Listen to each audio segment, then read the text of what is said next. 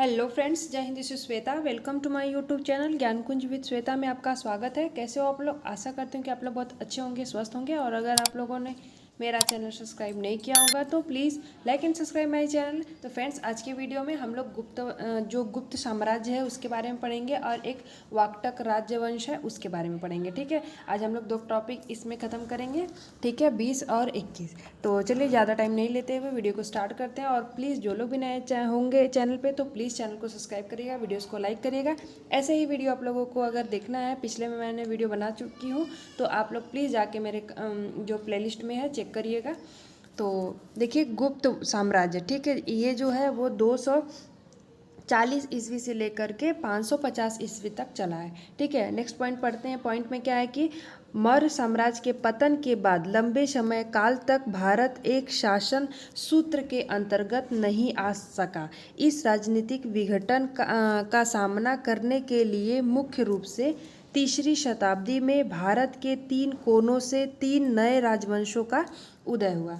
मध्य प्रदेश के पश्चिमी भाग में नाग शक्ति, दक्कन में वाकटक तथा पूर्वी भारत में जो है गुप्त वंश का उदित हुआ। ठीक है, गुप्त शासक उदित हुए। नेक्स्ट पॉइंट में है कि भारतीय इतिहास में वर्तमान में मध्य प्रदेश का पूर्वोत्तर तथा उत्तर प्रदेश का दक्षिण पूर्वी भाग है। यह गुप्त वंश में था, जो वनों की अधिकता के कारण अटवी वन साम्राज्य कहलाता था। गुप्त जो वंश साम्राज्य का उदय तीसरी शताब्दी के अंत में प्रयाग के निकट कौशाम्बी में हुआ। ठीक है, इसका जो है जो अंत में जो प्रयाग के निकट कौशाम्बी में हुआ। गुप्त वंश का आरंभिक राज्य उत्तर प्रदेश और बिहार में था। ठीक है, इसका जो प्रारंभ हुआ वो कहाँ पे था? वो उत्तर प्रदेश और बिहार में था, क्योंकि आरंभिक गुप्त मुद्राएं और अभिलेख मुख्यतः उत्तर प्रदेश में पाए गए हैं। ठीक है, संभवतः गुप्त लोग कुषाणों के सामंत थे। कुषाण के पतन के बाद भारत से लेकर गुप्तों के उदय के पहले का काल राजनैतिक दृष्टि से विकेंद्रीकरण तथा विभाजन का काल माना जाता है। गुप्त वंश का संस्थापक जो है वो श्रीगुप्त हैं। ठीक है, ये क्वेश्चन पूछा गया है, ये मेन पॉइंट है। और जो इसका काल है वो 240 ईस्वी से लेकर 280 तक है, तथा इसमें महाराज की उपाधि धारण की, क्योंकि महाराज उस समय सामंतों की उपाधि थी। ठीक है, और चीनी यात्री इत्सिंग के अनुसार श्रीगुप्त ने पाटलिपुत्र में मंदिर का निर्माण करवाया था। ठीक है, इत्सिंग के अनुसार श्रीगुप्त का उत्तराधिकारी जो है वो घटोत्कच जो है वो 280 ईस्वी से लेकर के 319 तक थे। उनके जो उत्तराधिकारी वो कौन हुए? वो घटोत्कच हुए। ठीक है, नेक्स्ट पॉइंट में हम लोग देखते हैं क्या दिया गया है। चंद्रगुप्त प्रथम, ठीक है, ये 319 से लेकर के 335 तक है, ईस्वी तक है। ठीक है, पॉइंट में पढ़ते हैं। गुप्त वंश का वास्तविक संस्थापक चंद्रगुप्त प्रथम को माना जाता है। ठीक है, इसके जो वास्तविक संस्थापक है वो चंद्रगुप्त प्रथम है। एक मिनट, सॉरी। इसने महाराज धीराज की उपाधि धारण की। इसने लिच्छवी जो राजकुमारी कुमार देवी से विवाह किया। इतिहास में एक नए संवत जो है वो 319 से लेकर के 320 ईस्वी में गुप्त संवत चलाने का श्रेय भी दिया। ठीक है, दिया जाता है। इसने सर्वप्रथम चांदी की मुद्राएं व राजा रानी प्रकार के सिक्के, विवाह प्रकार के सिक्के और श्री सिक्के चलाए। ठीक है, देखिए जो चंद्रगुप्त जो ये हैं चंद्रगुप्त प्रथम है, इन्होंने ही सबसे पहले सर्वप्रथम चांदी की मुद्राएं चलाई थी, सिक्के चलाए थे, और राजा रानी के सिक्के और विवाह प्रकार के सिक्के और जो है श्री सिक्के चलाए थे। और ये जो है इनका जो विवाह है वो लक्ष्मी जो राजकुमारी थी कुमार देवी से विवाह हो गया इनका। ठीक है, और इन्हीं को जो जो है महाराज धीराज की उपाधि इन्होंने धारण की थी। ये सब इम्पॉर्टेंट पॉइंट है, आप लोगों को याद होने चाहिए चंद्रगुप्त प्रथम के बारे में। ठीक है, आप देखिए समुद्रगुप्त आ गए। समुद्रगुप्त क्या है, 335 ईस्वी से लेकर के 375 ईस्वी। चंद्रगुप्त प्रथम के बाद उनका पुत्र जो है समुद्रगुप्त शासक बना।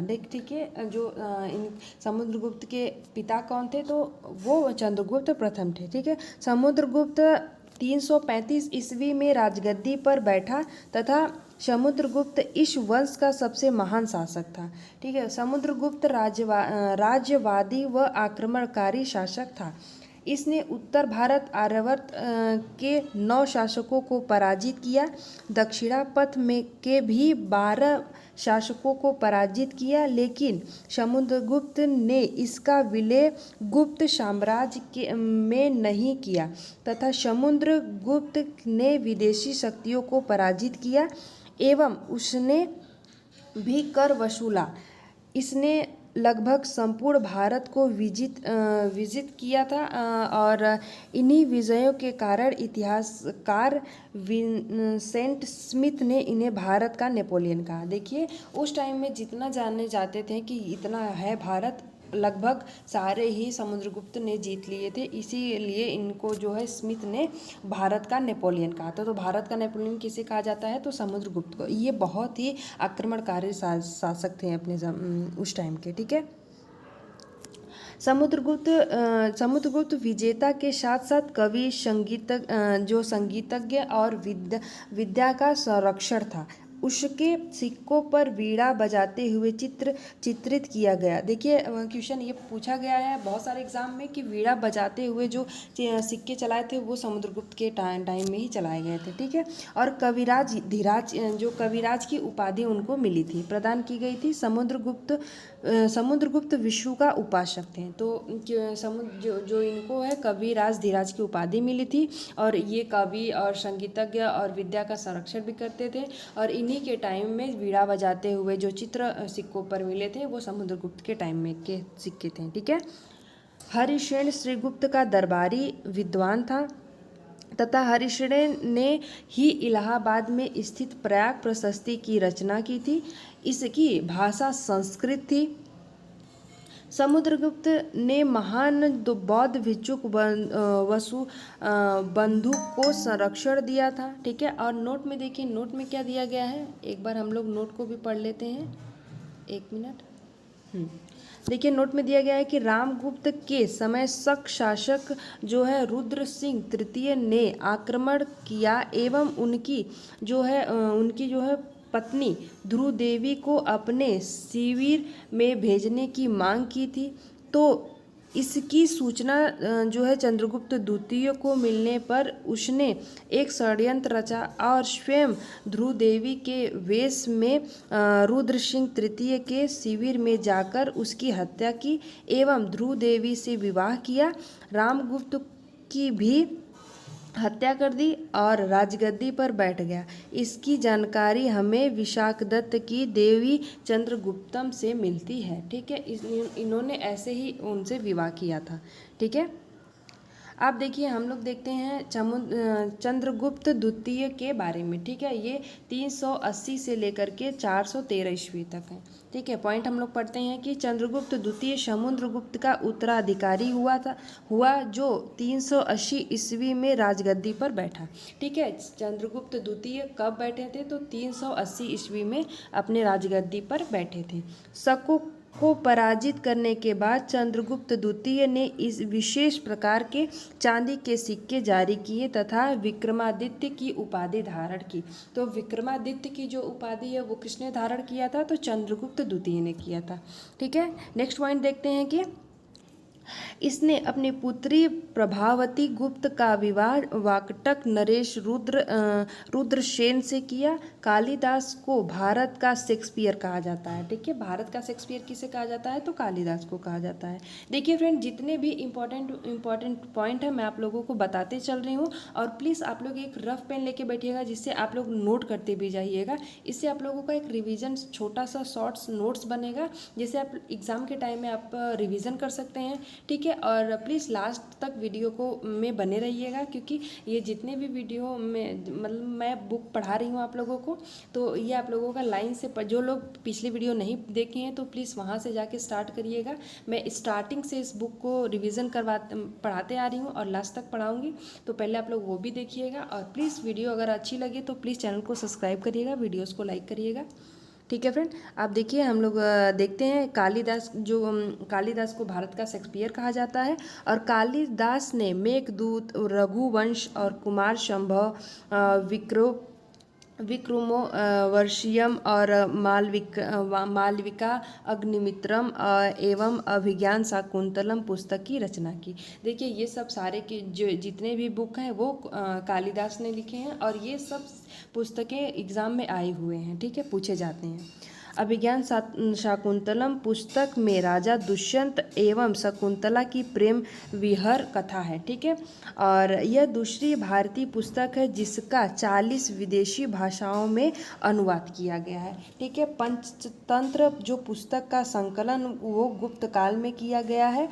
इसके लेखक जो है वो विष्णु शर्मा है, ठीक है। तो पंचतंत्र के जो है वो की पुस्तक किसने लिखी है, तो विष्णु शर्मा ने लिखी है, ठीक है। गुप्त काल का महान ज्योतिष एवं खगोल शास्त्री कौन थे, तो वारामिहिर थे। गुप्त काल में सोने के सिक्कों को दिनार कहा जाता था, ठीक है। ये सब वन लाइनर क्वेश्चन है, तो आप लोग इसको भी नोट करिएगा। चंद्रगुप्त द्वितीय महरौली दिल्ली में लौह स्तंभ का निर्माण कराए, जो गुप्तकालीन धातु विज्ञान का सर्वश्रेष्ठ नमूना है। चंद्रगुप्त द्वितीय के अन्य नाम देवगुप्त, देवराज, देवश्री तथा उपाधियाँ विक्रमांक और जो है परम भागवत थी, ठीक है। और इनके इतने सब ये सब नाम हैं और उनकी उपाधियाँ हैं। और चंद्रगुप्त द्वितीय के शासन काल में चीनी यात्री जो है वो फाहियान भारत आए थे, ठीक है। तो फाहियान कब आए थे, तो चंद्रगुप्त द्वितीय के शासन काल में आए थे, ठीक है। फाहियान भारत स्थल मार्ग से आया और जल मार्ग से पुनः लौट गया था, ठीक है। अनुश्रुतियों के अनुसार इसके समय दरबार में 9 विद्वान थे जिन्हें नवरत्न कहा गया था, ठीक है। वो नवरत्न कौन थे, इनके नाम है, आप लोग ये नवरत्न पूरे ही आप लोगों को याद होने चाहिए। देखिए मैं जानती हूँ कि हिस्ट्री जो है वो थोड़े लेंदी होते हैं, लेकिन आप लोगों को इम्पॉर्टेंट जो पॉइंट हैं जो एग्जाम्स में आए हुए हैं तो वो आप को तो याद करने ही पड़ेंगे, ठीक है। तो चंद्रगुप्त मौर्य के जो नवरत्न हैं वो कौन कौन से हैं, तो कालिदास हैं, अमर सिंह है, घटकपर और धनवंतरी और वारामिहिर और वरुरुचि, वेताल भट्ट, शंकु और छपड़क, ठीक है। ये जो है वो नवरत्न हैं वो चंद्रगुप्त के समय के। चंद्रगुप्त द्वितीय का संधि विग्रहिक जो है वीरसन ने शैव था। और चंद्रगुप्त द्वितीय के समय में पाटलिपुत्र एवं उज्जैनियों विद्या के प्रमुख केंद्र थे। नोट में देखिएगा कि चंद्रगुप्त द्वितीय ने उज्जैनी को दूसरी राजधानी बनाई, ठीक है। उज्जैनी को चंद्रगुप्त द्वितीय ने दूसरी राजधानी बनाई थी, ठीक है। आप देखिए हम लोग पढ़ते हैं कुमार गुप्त जो है महेंद्र द्वितीय के बारे में, ठीक है। इन्होंने वो 415 से लेकर के जो 454 ईस्वी तक रहे हैं। तो क्या है, चंद्रगुप्त द्वितीय के बाद कुमार गुप्त महेंद्र द्वितीय जो है वो 415 ईस्वी से लेकर के 454 ईस्वी तक रहे, राजगद्दी पर बैठा। और विलसड़ अभिलेख से कुमार गुप्त के शासन की प्रथम तिथि जो है वो 415 ईस्वी ज्ञात होती है। और गुप्त शासकों में सर्वाधिक अभिलेख जो है वो कुमार गुप्त के मिलते हैं। कुमार गुप्त की मयूर मुद्रा विशेष शैली की थी तथा जो है 623 मुद्राएं जो है बयाना मृदभांड से मिली। और कुमार गुप्त के सिक्के से पता चलता है कि उसने अश्वमेघ यज्ञ किया था, ठीक है। इनके सिक्के से पता चलता है कि इन्होंने यज्ञ किया था, ठीक है। अश्वमेघ यज्ञ किया था। और नालंदा विश्वविद्यालय की स्थापना जो है वो कुमार गुप्त ने की थी, ठीक है। जो नालंदा विश्वविद्यालय की स्थापना किसने की थी, तो कुमार गुप्त ने की थी।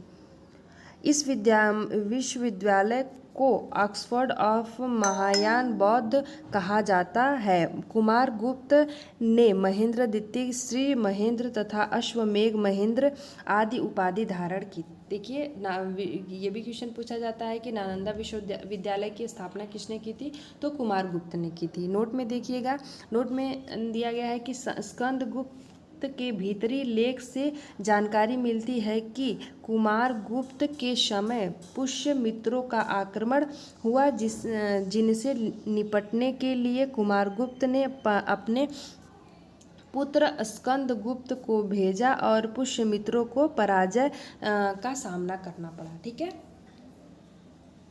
नेक्स्ट पॉइंट में देखते हैं स्कंद गुप्त के बारे में। ठीक है, अब आगे हम लोग देखते हैं स्कंद गुप्त के बारे में। स्कंद गुप्त जो है वो इनका जो शासनकाल है वो क्या है, कब तक चला, ये इन्होंने क्या किया था। ठीक है, 455 ईस्वी से लेके 467 ईस्वी तक। ठीक है, कुमार गुप्त की मृत्यु के बाद स्कंद गुप्त राजगद्दी पर बैठा और शासक बना। ठीक है, स्कंद गुप्त को गद्दी पर बैठते ही हुड़ों के आक्रमण का सामना करना पड़ा। ठीक है, ये जब गद्दी पर बैठे तो तुरंत ही इन्हें जो है इनको हुड़ों का सामना करना पड़ा। इसकी जानकारी जो है स्कंद गुप्त के जूनागढ़ अभिलेख से मिलती है। ठीक है, तथा जूनागढ़ अभिलेख में हुड़ों को मलेक्ष कहा गया है। गिरनार पर्वत पर स्थित सुदर्शन झील का पुनर्निर्माण स्कंद गुप्त ने करवाया था। देखिए इसमें आप लोग कंफ्यूज मत होइएगा, क्योंकि सुदर्शन झील का जो है वो स्कंद गुप्त ने पुनर्निर्माण करवाया था। इसका आप लोग विशेष ध्यान रखिएगा। ठीक है, इसमें बहुत सारे लोग जो है उनका क्वेश्चन गलत हो जाता है, तो आप लोग इसका ध्यान रखिएगा कि ये जो स्कंद गुप्त हैं उन्होंने पुनर्निर्माण करवाया था। देखिए स्कंद गुप्त ने सुदर्शन के झील की पुनर्निर्माण का कार्य गवर्नर पड़दत्त के पुत्र चक्रपालित को सौंपा था। चक्रपालित ने सुदर्शन झील के किनारे विष्णु मंदिर का निर्माण भी करवाया। स्कंद गुप्त की कहौम अभिलेख में इसकी जो है उपाधि है शक्रादित्य थी। ठीक है, कहौम अभिलेख में मिलती है, इसकी जो उपाधि है वो शक्रादित्य थी। हुड़ों का आक्रमण जो है वो 458 ईस्वी स्कंद गुप्त के शासनकाल में हुआ। ठीक है, तोरमड़ हुड़ों का महत्वपूर्ण शासक था। गुप्त वंश का अंतिम शासक जो है वो विष्णुगुप्त है। ठीक है, चीनी यात्री शुंग युंग 6ठी शताब्दी में 518 ईस्वी में भारत आया था। कौन आया था, तो शुंग युंग आए थे। प्राचीन समय में शतरंज खेल बहुत लोकप्रिय था। उस टाइम में जो शतरंज का खेल है वो बहुत ही लोकप्रिय था। ठीक है, तो सुदर्शन झील का पुनर्निर्माण किसने करवाया था, तो स्कंद गुप्त ने करवाया था। ठीक है, स्कंदगुप्त जो है वो कुमार गुप्त की मृत्यु के बाद स्कंदगुप्त राज्य गद्दी पर बैठे थे। ठीक है, ये सब आपके छोटे ये जब आए तो तुरंत ही हुड़ों का आक्रमण हो गया, और ये सब जो जानकारी है वो जूनागढ़ अभिलेख से मिलती है, तो ये सब आप लोगों को याद होनी चाहिए। अब देखिए गुप्त शासकों की उपाधियाँ यहाँ पे हैं, ये आप लोगों को बॉक्स में बनाया गया है कि श्रीगुप्त जो है वो महाराज और आदित्य राज की उपाधि मिली थी इनको, और जो है चंद्रगुप्त प्रथम को है महाराज धीराज की उपाधि मिली थी, ये हमेशा पूछा जाता है। और जो चंद्रगुप्त द्वितीय हैं वो विक्रमादित्य की उपाधि लिए थे, और स्कंदगुप्त में क्रमादित्य की उपाधि, और घटोत्कच ने महाराज की उपाधि, समुद्रगुप्त ने पराक्रम और कविराज की उपाधि, और कुमार गुप्त ने महेंद्रादित्य और शक्रादित्य की उपाधि ली थी। ठीक है, ये आप लोग देख लीजिएगा, इसको रट लीजिएगा, मतलब अपने दिमाग में बैठा लीजिएगा। मैं रटने को तो नहीं बोलूँगी, लेकिन आप लोगों को याद होनी चाहिए। ठीक है, आप देखिए गुप्त राज्य साम्राज्य में प्रांतीय व्यवस्था और प्रशासन। ठीक है, तो उस टाइम में देखिए कि उस टाइम में कैसे प्रशासन थे। देखिए देश को राष्ट्र कहा जाता था, विषय संभाग है, पेठ जो है वो तहसील होते थे, तहसील को मतलब पेठ कहा जाता था, और भुक्ति राज्य होते थे, विधि जो है जिला को, और ग्राम को ग्रामी कहा जाता था। ठीक है, आप देखिए पदाधिकारियों के सर्वश्रेष्ठ वर्ग को कुमारामात्य कहा जाता है। ठीक है, गुप्त काल में कुमार गुप्त के दामोदरपुर ताम्रपत्र में भूमि बिक्री संबंधी अधिकारियों के क्रियाकलापों का वर्णन है।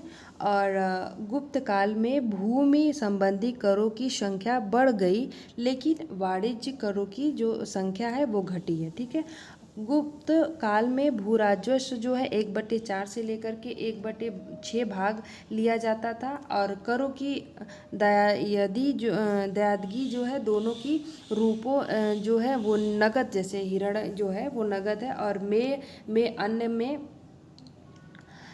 की जाती थी। ठीक है, कुछ जो प्रमुख करों के नाम है, जैसे भाग को भूमि उपज का लगभग 1/6 भाग है। ठीक है, द्रंग जो है एक प्रकार की भूमि कर है।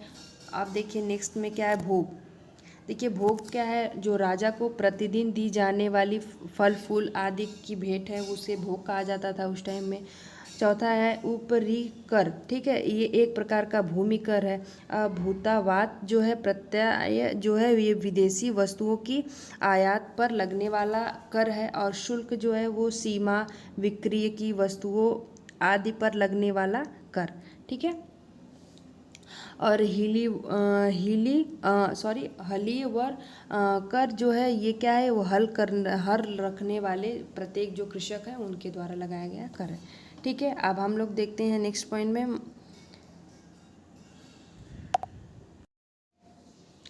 मंदसौर अभिलेख से रेशम बुनकरों की श्रेणी द्वारा विशाल सूर्य मंदिर के निर्माण का उल्लेख मिलता है। ठीक है, ये देखिए क्वेश्चन पूछ सकता है आप लोगों से। अगर जैसे देखिए बीपीएससी में क्या है कि जो क्वेश्चन है वो थोड़े डीपली पूछते हैं, तो ऐसे क्वेश्चन बन सकता है कि जो सूर्य मंदिर के निर्माण का है जो वो उल्लेख किस में मिलता है, तो मंदसौर अभिलेख में मिलता है। ठीक है, सभी व्यापारिक मार्ग उज्जैन में आकर मिलते थे। गुप्त काल में वस्त्र उद्योग सबसे महत्वपूर्ण था। गुप्त काल में आय व लेखन कार्य करने वालों को कार्यस्थ जो कहा गया, जिसका सर्वप्रथम उल्लेख याज्ञवल्क्य ने किया है। गुप्त शासकों ने सर्वाधिक स्वर्ण मुद्राएं जारी की। इन स्वर्ण मुद्राओं को दिनार कहा जाता था। ठीक है, इन स्वर्ण मुद्राओं को क्या कहा जाता था, तो दिनार कहा जाता था। चांदी के सिक्कों का प्रयोग स्थानीय लेन देन में किया जाता था। चांदी के सिक्के चंद्रगुप्त द्वितीय की शकों के विरुद्ध विजय के बाद आरंभ हो गए थे। ठीक है, और गुप्त साम्राज्य को भारतीय सभ्यता हिंदुत्व का स्वर्ण युग माना जाता है। विंध्य जंगल में सवर जाति के लोग अपने देवताओं को मनुष्य का मांस चढ़ाते थे। ठीक है, तो मनुष्य के मांस कौन चढ़ाते थे, तो विंध्य जंगल में सवर जाति के लोग ऐसे करते थे। ठीक है, प्रथम सती होने के प्रमाण जो साक्ष्य में 510 ईस्वी के भानुगुप्त के एरड़ अभिलेख से मिलते हैं, जिसमें गोपराज नामक सेनापति की स्त्री के सती होने का उल्लेख मिलता है। ठीक है, जो प्रथम साक्ष्य मिले थे उस टाइम में जो सती प्रथाएं होती थी, उस टाइम में क्या होता था, सती प्रथाओं में जो हस्बैंड के साथ अगर किसी के हस्बैंड ऑफ हो जाते थे, मर जाते थे, तो उसके साथ उनकी पत्नी को भी जिंदा जला दिया जाता था उन्हीं के चिता पर बैठा के। ठीक है, तो वो जो साक्ष्य वो 510 ईस्वी में भानुगुप्त के एरड़ अभिलेख से मिलता है, जिसमें गोपराज जो है नामक जो एक सेनापति थी, उनकी स्त्री को स्त्री मतलब जली थी, उन्हें उसी से अभिलेख मिलता है। ठीक है, गुप्त काल में वेश्यावृत्ति करने वाली महिलाओं को गणिका कहा जाता था। वृद्धि वेश्याओं को कुटनी कहा जाता था। गुप्त शासकों का व्यक्तिगत धर्म वैष्णव धर्म था। वैष्णव धर्म को राजधर्म बनाया था। गुप्त वंश का राजकीय चिन्ह भी गरुड़ था। चंद्रगुप्त द्वितीय ने विष्णुपद पर्वत पर विष्णु ध्वज की स्थापना की। वैष्णव धर्म का प्रधान अंग जो अवतारवाद था।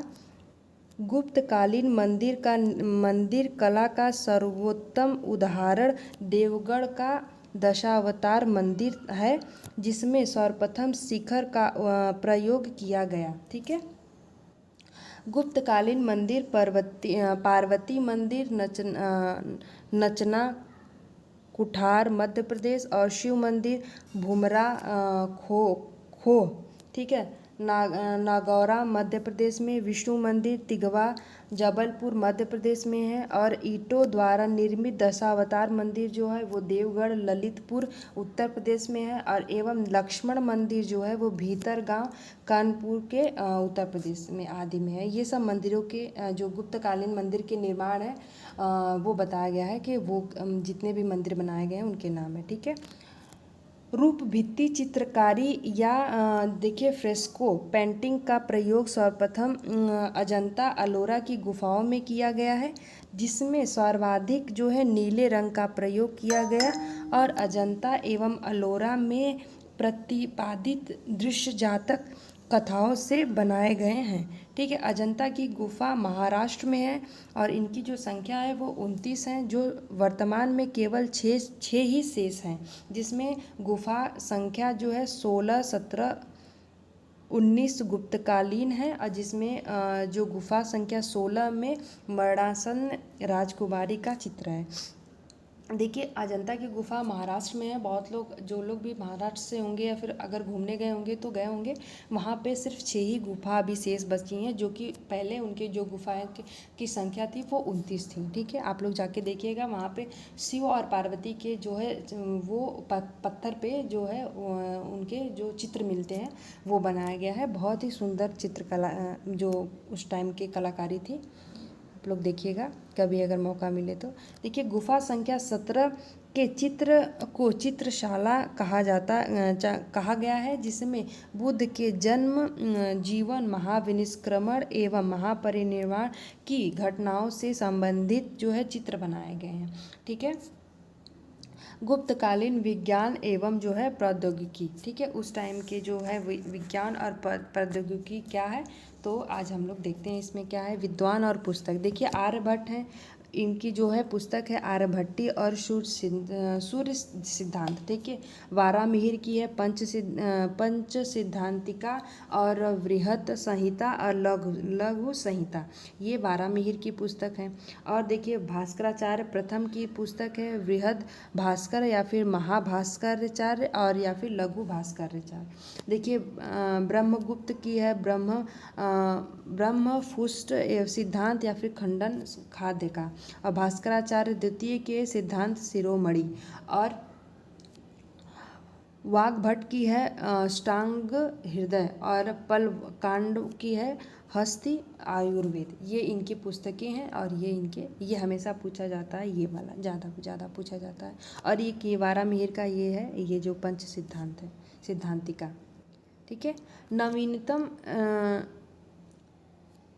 नवनीतकम की जो है रचना गुप्त काल में हुई, और तथा इसमें सूत्र नुस्खे और उपचार विधियां दी गई। देखिए नोट में दिया गया है कि फर्स्ट में आर्यभट्ट जो है वो गुप्त काल के सबसे बड़े गणितज्ञ थे। पृथ्वी की जो त्रिज्या का मान बताया था, और वो गणित व खगोल शास्त्री को अलग किया गया था, वो आर्यभट्ट ने ही उस टाइम में किया था। वारामिहिर ने जो है फलित ज्योति से कुंडली पर बल दिया था। ठीक है। अब देखिए आते हैं हम लोग गुप्तकालीन जो है साहित्य, इसके बारे में हम लोग देखते हैं। कला और साहित्य के विकास की दृष्टि से गुप्त काल को भारतीय इतिहास का जो है क्लासिकी युद्ध या फिर स्वर्ण युग कहा जाता है। देखिए स्वर्ण युग जो है वो गुप्तकालीन को ही कहा जाता है, क्योंकि इसी में सारे सोने के सिक्के और अशुद्ध सिक्के, सर्वाधिक सोने के सिक्के इसी में चलाए गए थे। ठीक है। अब हम लोग देखते हैं, नोट में दिया गया है कि धार्मिक जो है साहित्य है वो रामायण और महाभारत के अंतिम रूप का जो है संपादन भी गुप्त काल में ही हुआ था। ठीक है। रामायण और महाभारत के जो अंतिम संपादन भी हैं वो गुप्त काल में ही हुए थे। ठीक है। गुप्तकालीन साहित्य एवं रचनाकार। अब हम लोग देखते हैं गुप्त काल के जो साहित्य हैं और उनकी जो है रचनाएं हैं। ये देखिए जितने भी हैं वो इम्पॉर्टेंट हैं आप लोगों के लिए। ये सारे ही आप लोगों को क्वेश्चन पूछे गए हैं पिछले एग्ज़ाम्स में भी, और अब अभी आने वाले एग्ज़ाम्स में भी पूछे जा सकते हैं। देखिए ये जितने भी वीडियो जो मैं आप लोगों को ये बुक है, ये बुक इतनी अच्छी है कि ये कोई भी अगर आप किसी भी चीज़ का एग्ज़ाम्स दे रहे हैं जो है सरकारी जॉब के लिए, तो ये बुक सबसे बेस्ट है, क्योंकि इसमें सारे ही सिलेबस कवर हो रहे हैं। आप लोग पीछे मतलब इस बुक में पूरा पैराग्राफ भी दिया गया है, तो सारे ही जो हैं वो सिलेबस कंप्लीट हो रहे हैं। तो ये ऑल जितने भी गवर्नमेंट एग्ज़ाम्स की तैयारी कर रहे हैं सभी के लिए, कोई स्पेशल एक के लिए मैं नहीं बना रही हूँ कि ये जो टीचिंग कर रहे हैं, जो टीचिंग की तैयारी कर रहे हैं फिर या रेलवे के अलग, ऐसा नहीं है, सारे ही लोगों के लिए है। ठीक है, तो देखिए हम लोग देखते हैं गुप्तकालीन जो है साहित्य एवं रचनाकार, उसी के टाइम में क्या हुआ था, कितने साहित्य और लेखक हुए थे।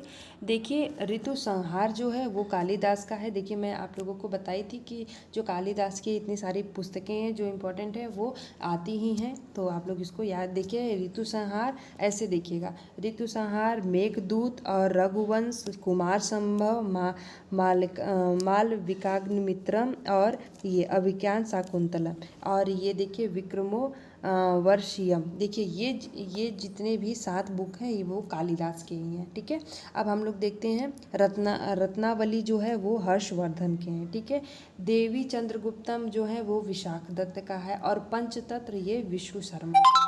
ठीक है, और देखिए स्वप्न वासव दत्ता ये महाकवि भास का है, अमरकोश अमर सिंह का है, नीतिसार जो है कामंद का है, और योगाचार जो है वो असंग व वसुबंधु का है, और किरातार्जुनीयम हो भारवी का है। देखिए किरातार्जुनीयम जो है वो भारवी का है।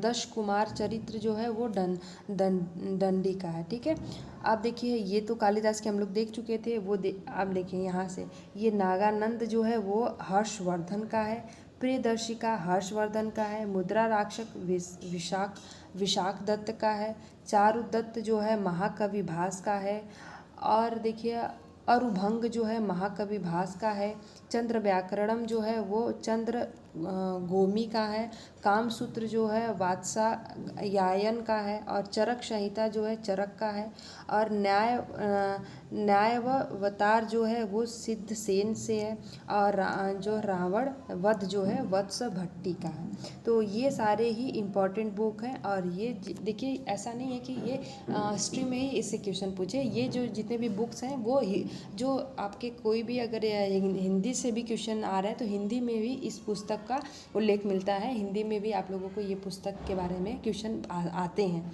ठीक है, तो आप लोगों को ये सारे ही याद होने चाहिए। ठीक है, अब देखिए हम लोग ये जितने भी गुप्त वंश है ये कंप्लीट हो गया है। आशा करते हैं कि आप लोग नोट भी बनाए होंगे और उससे आप लोग बाद में रिवीजन कर लीजिएगा, और उसके बाद मैं आप लोगों के लिए एक इससे रिलेटेड जितने भी मैं टॉपिक पढ़ा रही हूँ सारे से रिलेटेड मैं आप लोगों को क्वेश्चन आंसर भी लेके आऊँगी, तो उससे आप लोगों का पूरी टॉपिक क्लियर हो जाएगी। ठीक है, तो मैं अभी ये थोड़ा सा कंप्लीट कर लूँ, उसके बाद मैं ऐसे ऐसे करके आप लोगों को क्वेश्चन भी लाऊँगी। ठीक है, और पिछले वीडियो में मैंने 2-3 टॉपिक पे अभी क्वेश्चन ला भी चुकी हूँ, तो आज जो लोग नहीं देखे होंगे तो जाके ज़रूर देखिएगा। अब हम लोग नेक्स्ट जो है टॉपिक है 21 टॉपिक नंबर है वो वाकटक जो है जो राजवंश है उसके बारे में हम लोग पढ़ेंगे। ठीक है, तो देखिए 3री शताब्दी ईस्वी से 6ठी शताब्दी ईस्वी तक दक्षिणापथ में शासन करने वाले समस्त राजवंशों में वाकटक वंश सर्वाधिक जो है सम्मानित तथा सुसंस्कृत था। वाकटक राजवंश के विष्णु वृद्धि जो गोत्र के ब्राह्मण थे तथा उनका मूल निवास स्थान बरार विदर्भ था। इस वंश के शासकों की जो है राजनैतिक उपलब्धियों का वर्णन जो है अजंता जो है गुफा लेख में किया गया। ठीक है, एक मिनट,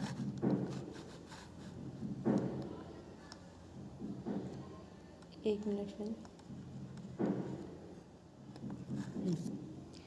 तो देखिए वाकटक राजवंश की जो है स्थापना 255 ईस्वी के लगभग जो है विंध्य शक्ति नामक व्यक्ति ने की थी। ठीक है, उसके पूर्वज जो है सातवाहनों के अधीन बरार विदर्भ के स्थानीय शासक थे। वाकटक वंश में है जो प्रवर सेन प्रथम ही एकमात्र शासक थे, सम्राट की उपाधि धारण की थी। प्रवरसेन विंध्य शक्ति के पुत्र थे। प्रवरसेन का प्रवीर से नाम से भी उल्लेख मिलता है। ठीक है, वाकटक साम्राज्य की देखिए शाखा, जैसे कि प्रधान शाखा है और बासीम जो है वो शाखा है। तो इसमें रुद्रसेन प्रथम है और इसमें देखिए सर्वसेन जो है वो है, उनके पुत्र हैं। ठीक है, अब देखिए पुराणों से पता चलता है कि प्रवरसेन प्रथम ने 4 अश्वमेध यज्ञ, एक वाजपेय यज्ञ और तथा भव्य वैदिक मंत्रों का अनुष्ठान करवाया था। वाकाटक नरेश ब्राह्मण धर्मावलंबी थे। वे भगवान विष्णु के उपासक थे। रुद्रसेन प्रथम प्रधान शाखा को वाकटक अभिलेख में जो है महाभैरव का उपासक बताया गया है। ठीक है, वाकटक वंश में पृथ्वीसेन द्वितीय का काल शक्ति एवं स्मृति का काल था। वाकटक लेखों में उसे अत्यंत पवित्र तथा धर्म विजयी शासक कहा गया है, जो आचरण में युधिष्ठिर के समान था तथा वाकटकों की प्रधान जो शाखा का अंतिम शासक भी था। ठीक है, नेक्स्ट पॉइंट में देखते हैं कि गुप्त शासक चंद्रगुप्त द्वितीय ने अपनी पुत्री प्रभावती को है जो है 390 से 410 ईस्वी का विवाह वाकटक नरेश जो है रुद्रसेन द्वितीय से किया। वाकटक जो राज्य गुप्त व शाक्य राज्य के बीच में स्थित था, जो चंद्रगुप्त द्वितीय जो है ने राज्य पर विजय प्राप्त करने के लिए इस संबंध को स्थापित किए। रुद्रसेन द्वितीय की मृत्यु के बाद उसके दोनों पुत्रों दिवाकर सेन तथा दामोदर सेन का संरक्षण और शासन दोनों प्रभावती गुप्त ने संभाला। यह काल जो है वाकटक गुप्त संबंध का स्वर्ण काल था। ठीक है, सेतुबंध ठीक है नामक प्राकृतिक काव्य ग्रंथ की रचना प्रवरसेन द्वितीय ने की थी। और बालाघाट अभिलेख में प्रवरसेन द्वितीय को परम भागवत कहा गया। ठीक है, हरिसेन वाकटक वंश का अंतिम शासक था तथा बासीम शाखा का सर्वाधिक शक्तिशाली शासक था। संस्कृत की विदर्भ शैली का पूर्ण विकास वाकटक नरेशों के दरबार में हुआ था। इस वंश के शासन कला प्रेमी तथा विद्या और साहित्य के उदार संरक्षण थे। कुछ विद्वानों के अनुसार चंद्रगुप्त द्वितीय के कवि राज कालिदास ने कुछ समय तक प्रवरसेन द्वितीय की राजसभा में निवास करता है तथा वैदर्भी शैली में अपना काव्य मेघदूत लिखा। ठीक है, अजंता के 16वां और 17वां गुहा विहार तथा 19वें में गुहा चैत्य का निर्माण वाकटक के शासनकाल में हुआ था। ठीक है, वाकटक जो शासनकाल है उतना इम्पोर्टेंट नहीं है, लेकिन कुछ बस इसमें ये कब स्टार्ट हुआ है और इसके राजा कौन थे प्रथम और लास्ट, ये आप बस याद कर लीजिएगा, इतने इम्पोर्टेंट नहीं है। हाँ, गुप्त जो साम्राज्य है वो इम्पोर्टेंट है, वो उसको आप लोग देख ही लीजिएगा। जितना भी मैंने ये सब जो मैं पढ़ाई हूँ इसको आप लोग याद कर लीजिएगा। ठीक है, तो आज आप लोगों का गुप्त जो साम्राज्य और वाकटक जो राजवंश है वो कंप्लीट हुआ इस वीडियो में। तो ठीक है, और ये वीडियो यहीं पे समाप्त होता है फ्रेंड। और आशा करती हूँ कि आप लोगों को ये वीडियो अच्छा लगा होगा, तो प्लीज़ चैनल को सब्सक्राइब करिएगा, वीडियोस को लाइक करिएगा और प्लीज़ बेल आइकन दबाना ना भूलें कि मेरा नोटिफिकेशन आपके पास जाए। और ऐसे ही वीडियो देखने के लिए प्लीज़ सब्सक्राइब करिएगा मेरे वीडियो को, चैनल को, और स्टडी करते रहिए, अपना ध्यान रखिए। और मिलते हैं नेक्स्ट वीडियो में नेक्स्ट टॉपिक के साथ इसके आगे में, तो बने रहिएगा। Thank you so much friend, जय हिंद।